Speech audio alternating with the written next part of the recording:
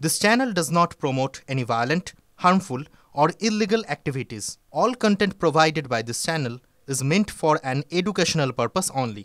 Top quality और consistent performance के लिए सिर्फ सिल्वर पंप नाम याद रखना। সরকারি হাসপাতালে ভুল ভ্যাকসিনে শিশু মৃত্যুর অভিযোগ। জলপাইগুড়ির মালবাজারে তুলকালাম, পথ অবরোধ, বাস ভাঙচুর। ভ্যাকসিনের কারণে শিশু মৃত্যু হয়নি, পাল্টা দাবি জেলা মুখ্য স্বাস্থ্য আধিকারিকের। শিশু মৃত্যুর কারণ জানতে দেহ পাঠানো হয়েছে ময়না তদন্ত। এখনো পর্যন্ত হাসপাতাল কর্তৃপক্ষের তরফে বা কি বলা হয়েছে আমি সরাসরি আমাদের রিপোর্টার রনির কাছ থেকে জানার চেষ্টা করবো। রনি, লিমা, দেখো, যেমনটা জানা গিয়েছে যে মাল মহকুমার ক্রান্তি ব্লক এলাকায় একটি প্রাথমিক স্বাস্থ্য কেন্দ্রে 1-1.5 মাসের শিশুকে কিন্তু ভ্যাকসিন দেওয়া হয়েছিল গতকাল, এবং তারপর সেই শিশুটি বাড়িতে ফিরে যাওয়ার পর অসুস্থ হয়ে পড়ে। তার জ্বর আসে এবং রাতের বেলা তার নাক মুখ দিয়ে কফ বেরোতে থাকে, এবং তখন এই কাশি দিলে তার নাক মুখ দিয়ে ব্লিডিং হয় বলে যেমনটা অভিযোগ করেছে মৃতের পরিবার। এবং তারপরে শিশুটি নিস্তেজ হয়ে পড়লে তাকে জলপাইগুড়ি জেলা হাসপাতাল নিয়ে যাওয়া হয় এবং সেই সময় তার মৃত্যু হয়। এই ঘটনায় কিন্তু রীতিমতো চাঞ্চল্য তৈরি হয়েছে এবং পরিবারের অভিযোগ যে স্বাস্থ্য দপ্তরের ভুল ইঞ্জেকশনের কারণেই, ভ্যাকসিন দেওয়ার কারণেই মৃত্যু হয়েছে, এবং সেই কারণেই আজ মৃতদেহ এনে সকাল থেকেই জাতীয় সড়ক অবরোধ করা হয়। ময়নাগুড়ি থেকে মালবাজারগামী যে জাতীয় সড়ক রয়েছে 31 নম্বর, সেই রাস্তা অবরোধ করা হয়। বিক্ষোভ চলে পুলিশকে ঘিরে, এমনকি একটি সরকারি বাসেও ভাঙচুর করে উত্তেজিত জনতা। গোটা ঘটনা নিয়ে এলাকায় উত্তেজনা রয়েছে এবং বিশাল পুলিশ বাহিনী এবং র্যাব মোতায়েন করা হয়েছে এলাকায়, এমনকি সেই স্বাস্থ্য কেন্দ্রেও কিন্তু তালা মেরে দিয়েছে উত্তেজিত জনতা। যদিও স্বাস্থ্য দপ্তর এখনো পর্যন্ত যেমনটা জানিয়েছে যে সেই ভ্যাকসিনে কিন্তু মৃত্যু হয়নি, এমনটাই দাবি করেছেন তারা। তবে মৃতদেহ ময়না তদন্তের পরামর্শ দিয়েছে ব্লক স্বাস্থ্য আধিকারিককে। ময়না তদন্তের রিপোর্ট এলেই কিন্তু পরিষ্কার হবে কি হয়েছে আসলে। নজর রাখো, ও কি করে ওরা 3টে ইঞ্জেকশন দিল। বাচ্চাটা ইঞ্জেকশন দেওয়ার পরে নাক মুখে রক্ত বেরোলো বাড়ি আনার পরে। আমি এখন ওইটার আমি শাস্তি চাই। আমার বাচ্চাটা সুস্থ, বাচ্চাটা গেল, আমি তো কিছু জানি না, আমরা সাধারণ মানুষ, আমরা কি জানি? তারা তো বলবে না যে 3টে ইঞ্জেকশন নিতে পারবে কিনা বাচ্চাটা।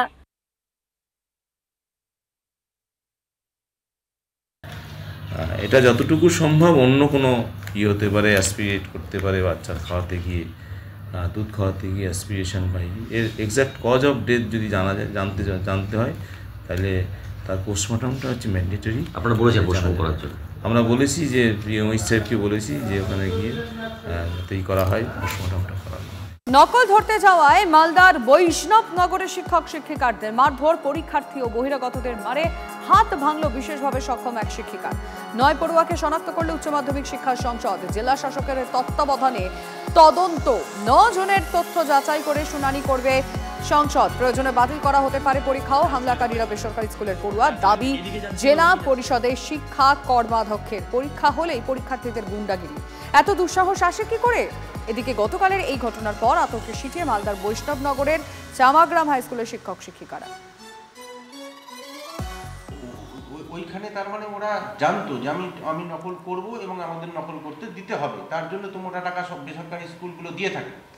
হ্যাঁ, তাই তো শুনছি এই ব্যাপারটাই। এটা শুনছি যে স্কুলগুলো প্রাইভেট স্কুল, তারা তো ওই জন্যই স্কুলে পড়াচ্ছে আর কি, কিন্তু তারা টাকার বিনিময়ে করছে কিনা এটা আমার জানা নেই। তবে আমি বলবো যে প্রাইভেট স্কুলে যখন ভালো পড়াশোনা হয়, এইভাবে প্রাইভেট স্কুল, তাহলে সেই স্কুলের ছাত্ররা নকল কেন করবে, মোবাইল কেন নিয়ে যাবে? তারা তো ভালো স্কুলে, প্রাইভেট স্কুলে পড়াশোনা করছে, তাদের তো দরকার নেই, তারা তো সবই পড়েছে, তাদের তো নকল করার দরকার নেই। হড়ি করে একসঙ্গে সব ঢুকছিল স্টাফ রুমে, তখনই আমরা বেরিয়ে আসতে চাইছিলাম। ওই সময় টেবিলে রাখা ছিল গরম জল, সেই গরম জলটা আমার ছিটকে এসে হাতে এসে পড়ে। কেন মারধর করলো কেন? ওই যে ওরা ফিক্সিং করতে দিবে না, ওরা নকল করবে, এটাই ওদের দাবি। কিন্তু সবাই আমরা অ্যাফেক্টেড হয়েছি, কিন্তু এরকম একটা সিচুয়েশন আমরা সবাই ভয়ঙ্করভাবে আতঙ্কিত। নেক্সট টাইম ফ্রিস্কিং আমরা দায়িত্ব নিতে পারছি না। মধ্যশিক্ষা পর্ষদ সেটা ব্যবস্থা করুক, বা পুলিশ প্রশাসন যারা নেবেন দায়িত্ব, আমরা সেই দায়িত্বটা নিয়ে মার খেতে চাইছি না। আমরা প্রচন্ড আতঙ্কিত, রীতিমতো আতঙ্কিত। আমরা কিভাবে পরবর্তীতে গার্ড দিব, পরীক্ষার গার্ড দিব, বা ফ্রিস্কিং আমরা কেমন করে করবো? আর আমরা টিচার, আমরা মাস্টারমশাই, আমরা কেমন করে ফ্রিস্কিং আমরা কেন করবো বলুন? আমরা ফ্রিস্কিং কেন করব? কি দরকার আমাদের প্রত্যেকের গায়ে হাত দিয়ে চেকিং করার? আমাদের কোনো দরকার নেই চেকিং করার, কেন করবো? আমরা ঘরে যাব, ঘরে গিয়ে আমরা গার্ড দেবো।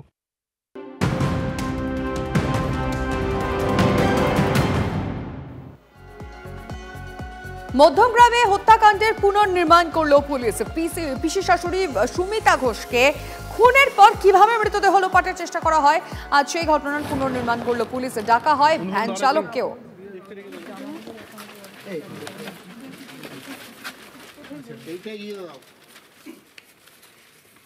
মধ্যমগ্রামে মা মেয়ে যেভাবে দেহ নিয়ে পালিয়ে যাওয়ার চেষ্টা করেছিল সেই ঘটনারই পুনর্নির্মাণ করলো আজ মধ্যমগ্রাম থানার পুলিশ।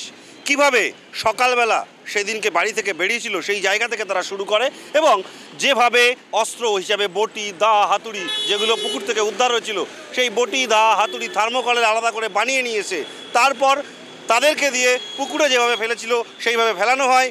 যেভাবে এই ভ্যানকে রাস্তার ওপার থেকে ডাকা হয়েছিল সেইভাবে ডেকে আবার পুনরায় তাদের সঙ্গে কথোপকথন বলে কত টাকা ভাড়া নেওয়া হবে সেই সমস্ত হিসাব নিকাশ করে তারপরে এই ভ্যানে করে এই ভ্যানের মাঝখানে ট্রলি বসিয়ে পেছনে একজন বসে এবং সামনে একজন বসে সেইভাবে পুনর্নির্মাণ করেন। যদিও রাস্তা অনেকটা হওয়ার কারণে গাড়িতে করে নিয়ে আসা হয়। এই সেই দোলতলা মোড়, এই দোলতলা মোড়ে যখন নিয়ে আসা হয় তারপর এই ভ্যান এপার থেকে রাস্তার ওপারে যায়, ওপারে দাঁড়িয়ে থাকা ট্যাক্সিতে করে দেহর বক্সে ট্রলিবন্দি অবস্থায় নিয়ে চলে যায় তারা। সেখানে ঠিক একই রকমভাবে সেই পুনর্নির্মাণ করলেন মধ্যমগ্রাম থানার পুলিশ এবং তারপর এখান থেকে আহেরিতলা যেখানে নিয়ে গিয়ে ফেলতে গেছিলেন এবং ফেলতে গিয়ে ধরা পড়েছিলেন সেই জায়গা পর্যন্ত পুলিশ যাবে এবং তারপর সেখানে গিয়েও সেখানকার মানুষের সঙ্গে কথা বলবে। আজকের কাজটা শুরুই করেছেন মধ্যমগ্রাম থানার পুলিশ বাড়ির বাইরে থেকে। বাড়ির দরজা খোলা হয়নি কারণ এফএসএল টিমকে আবার পুনরায় ডাকা হবে এবং তারপর ঘরের ভেতরে বাকি অংশটার পুনর্নির্মাণ হবে, এমনটা তো পুলিশ সূত্রে জানা যাচ্ছে। টিভি 9 বাংলার জন্য সুকান্ত মণ্ডলের সঙ্গে দীপঙ্কর দাসের রিপোর্ট, উত্তর 24 পরগনা। সকালবেলা আমি বসে আছি স্ট্যান্ডে, আমার এক ভদ্রলোক যাত্রীতে বললো যে তোমাকে ডাকছে।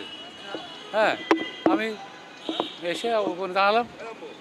হ্যাঁ বলুন বলুন। হ্যাঁ, বললো যে আপনি যাবেন? হ্যাঁ, বলে দোলতলা যাবো।